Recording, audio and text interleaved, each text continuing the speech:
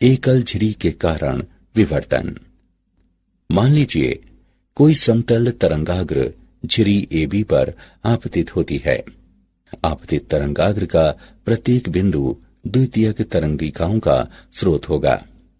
ये तरंगिकाएं समान कला में तरंगाग्र से निर्गत होती हैं।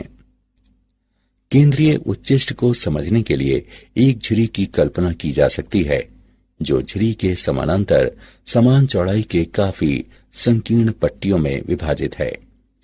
तभी तरंगिकाएं समान कला में संकीर्ण पट्टी से उत्पन्न होती हैं। ये सभी तरंगिकाएं समान कला में O बिंदु पर पहुंचती हैं। ये तरंगिकाएं एक दूसरे को सहायता देकर O पर उच्चिष्ट तीव्रता देती हैं। अब हम द्वितीयक निम्निष्ठ और द्वितीयक उच्चिष्ट की उत्पत्ति पर विचार करें। द्वितीयक तरंगिकाएं कोण थीटा से विवर्तित होकर पर्दे पर सामान्य बिंदु P पर पहुंचती हैं। समान कला में तरंगिकाएं P पर नहीं पहुंच पाएंगी क्योंकि P पर पहुंचने के लिए असमान दूरी तय करती है।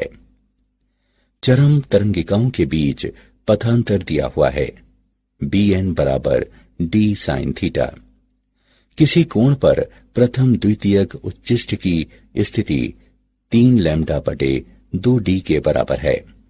किसी कोण पर द्वितीयक उच्चिष्ट की स्थिति 5 लैम्डा बटे 2d के बराबर है।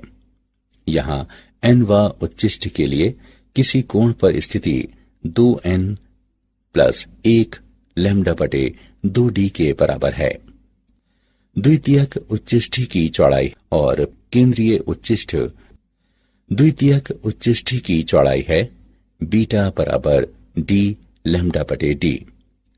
केंद्रीय उच्चिष्ट की चौड़ाई दी हुई है बीटा 0 बराबर 2d लैम्डा बटे d। यदि झिरी संकीर्ण है तभी कोई विशिष्ट विवर्तन पैटर्न संभव है। यदि झिरी पर्याप्त रूप से बड़ी है तो द्वितीयक उच्चिष्ट दृश्यमान नहीं होगा।